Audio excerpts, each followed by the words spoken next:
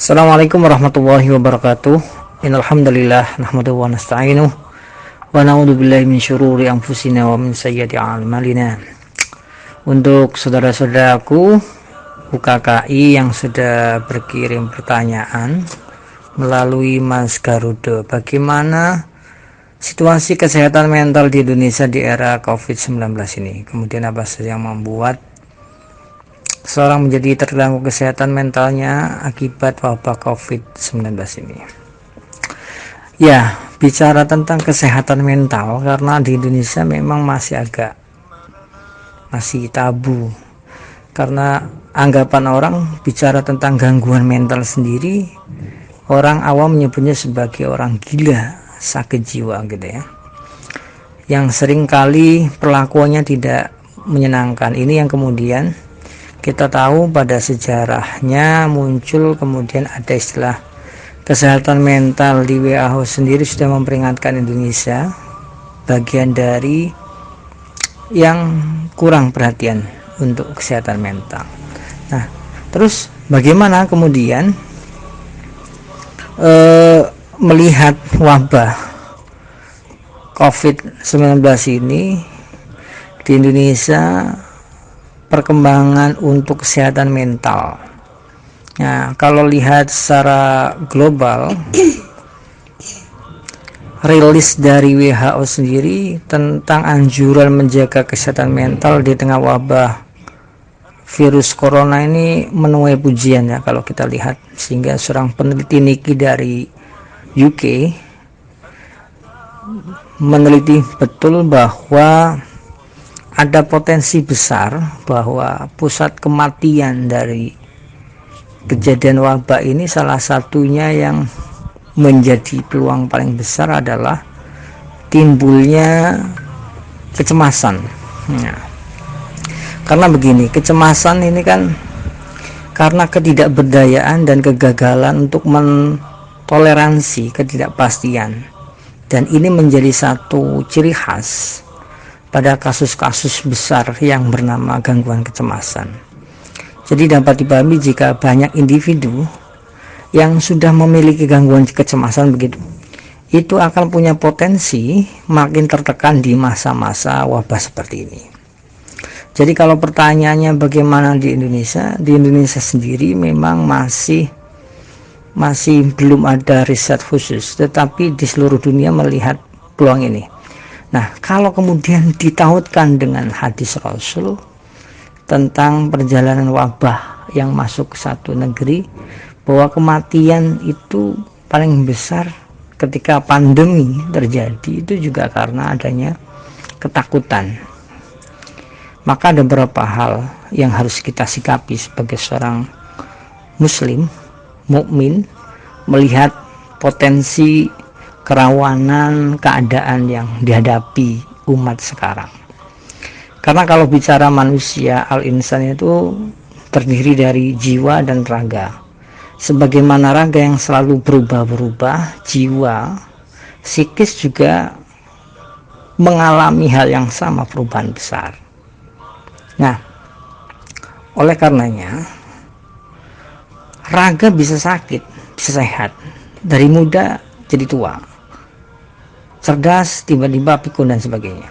Nah, ada berapa hal di zaman mihan atau wabah, dalam bahasa Arabnya mihan, yang penuh cobaan dan ujian seperti ini sekarang, yang butuh dikuatkan kembali sebagai seorang mukmin adalah keimanan, ketawidan bagaimana menggenggam bara api.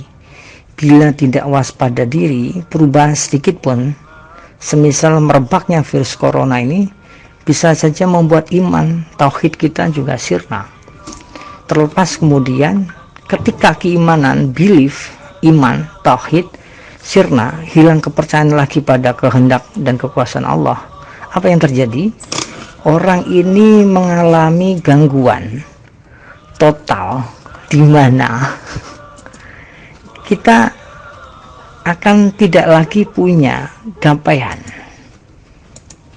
Ini yang menjadi ciri khas dari gangguan-gangguan mental, lebih-lebih yang saya sebut sebagai OCD. Apa OCD itu? Gangguan obsesif kompulsif. Kalau orang punya potensi yang selalu cemas, melihat wabah pandemi yang begitu merebak, kemudian membaca medsos, membaca fatwa-fatwa viralnya kata yang kemudian tidak bisa menyaring dengan baik, maka potensi ini semakin besar. Maka ini yang ditakutkan. Maka sebagai seorang muslim mukmin di zaman mihan ini, mari kita menepis kembali ke dalam. Orang beriman itu melihat keterlibatan Tuhan Allah di balik setiap peristiwa dan perubahan. Sedangkan orang tidak beriman itu terjebak pada realitas material yang lahiriah. Lah ujian dari Allah sekarang kita disibukkan dengan satu makhluk Allah yang memang secara saintifik ada, tetapi mungkin secara material awam kita tidak tertangkap oleh mata. Nah, ini menjadi satu ujian. Maka kalau kita telisik jauh dalam kajian Islam itu ada cerita tentang Imam Junaidi Baghdadi memaknai sebagai makna tadawwuhilu fihil rusumu wa tadariju fihil ulumu wa yakunu wa ta'ala kama lam yazal. Imam Junaid memaknai tauhid keyakinan itu sebagai makna yang mampu menakuk segala rupa, merangkum segala pengetahuan, dan Allah ada selama-lamanya. Jadi tauhid bilik kita itu menjadi ma'rifat, pengetahuan besar. Setiap fenomena yang menyapa kita adalah sebentuk kasih dan cinta Allah untuk lebih mengenali Dia Sang Pencipta. Ya, ini menjadi tantangan kita sendiri gitu loh. Nah, kembali ke tentang virus ini. Di Indonesia tantangan berat kalau orang terlalu mudah membaca hal-hal yang viral. Nah, ketika membaca hal-hal yang viral menakutkan ini ada beberapa hal. Secara kesehatan mental, kesmen, yang boleh saya anjurkan kepada saudara-saudaraku semua, batasi kembali konsumsi berita dan seleksi secara bacaan. Jadi batasi waktu membaca, menonton yang tidak membuat Anda merasa lebih baik. Pilih informasi yang kemudian membangun imunitas tentang keyakinan kita dan perjuangan kita. Karena banyak misinformasi tersebar, ini yang menjadi persoalan. Lebih-lebih di kaum Islam sendiri, ada fatwa, ulama, kiai, dan sebagainya. Itu menjadi persoalan. Banyak membaca tentang wabah virus penting, tetapi sesuatu yang kemudian menjadi satu pemahaman betul, bukan kemudian menjadi ketakutan. Gitu deh. Yang kedua, istirahat dan menutup sumber-sumber kecemasan. Kalau memang sumber kecemasan itu dimaknai dengan kumpul, jaga jarak, maka kita lebih baik stay at home. Kalau kemudian sumber kecemasan kita memaknai karena ketika membaca ada gejala batuk, gatal dan sebagainya, maka konsumsilah sesuatu yang memang membangkitkan tubuh kita untuk selalu terjaga. Matikan kata kunci yang dapat memicu kecemasan di Twitter, medsos, pet, WA, EB, Instagram, akun-akun yang kemudian mengganggu kita. Dan bungkam WA, ya, WA kelompok, grup yang memang unggahannya itu membuat simpang siur. Karena ada satu cerita dari penelitian di Inggris, di Manchester itu, seorang OCD yang punya gangguan kecemasan membaca di tengah-tengah wabah ini, kemudian dia mulai ketakutan. Atau kalau saya boleh buka sedikit, klien dari online konseling yang kita buka di laboratorium psikologi, ada orang yang memang punya gangguan kecemasan, membaca viral info dari virus corona ini, dia sampai ketakutan, menggigil dan sampai pengen lari untuk mati. Ini menjadi satu persoalan, gitu ya. Jadi mulai berhati-hati. Yang ketiga, mulai sadar diri tentang hidup yang memang jauh dari kebiasaan, tetapi menjaga higienitas kesehatan, cuci tangan, masuk ke rumah mulai basuh kaki atau apa tangan. Saya pribadi memang orang yang termasuk tidak seperti itu ya, tetapi dengan adanya fenomena ini saya mulai aware gitu. Jadi mulai cuci tangan, masuk, ini menjadi satu sinyalemen bahwa sunnah Rasul ketika masuk rumah itu membaca doa, kemudian langsung kamar mandi untuk basuh tangan, itu menjadi semakin kokoh. Walaupun yang penting ditandai adalah tidak berlebihan, jadi saking takutnya kemudian berlebihan. Tetapi dengan anjuran, apakah dengan cairan yang memang kita buat sendiri atau beli, atau sabun, atau dengan air yang mengalir.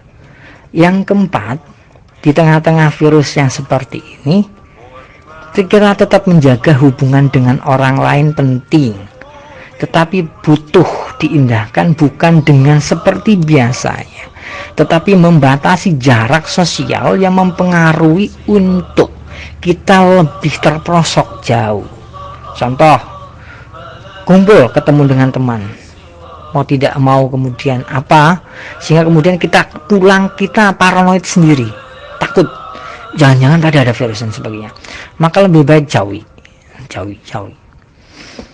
Kalaulah kemudian kita biasa bersosial, jadikan gadget kita menjadi sumber sapaan kita untuk bagian menghilangkan boring, kebosanan, dan rasa paranoid yang mungkin kita biasa untuk selalu bertemu banyak orang. Yang terakhir, kita jaga kesehatan dengan hindari kelelahan berlebihan untuk melakukan sesuatu sehingga kita lupa diri dengan kesehatan. Maka kalau catatan yang paling penting untuk mengatasi ini adalah, yang pertama adalah menerima ketika kita mengalami cemas ya. Berhenti sejenak. Kalau orang yoga, meditasi dan sebagainya, kalau kita dalam sholat ibadah itu ada ruang berhenti sejenak, itu maka kita berhentilah sejenak untuk melihat lebih jauh ke dalam. Jangan bereaksi seperti biasanya, tetapi mengambil jarak, baru kemudian tarik diri dan kemudian lepaskan.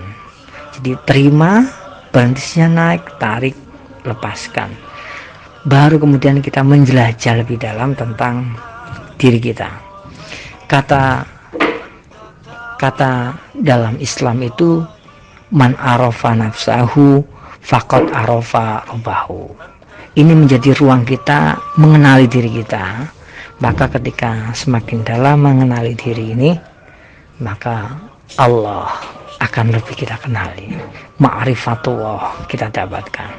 Semoga wabah Corona COVID-19 ini menjadi satu kekuatan untuk kita lebih dekat dengan Allah dan makin meninggikan ketauhidan kita, dan hadirnya membawa berkah, bukan membawa bala untuk kita dan keluarga kita.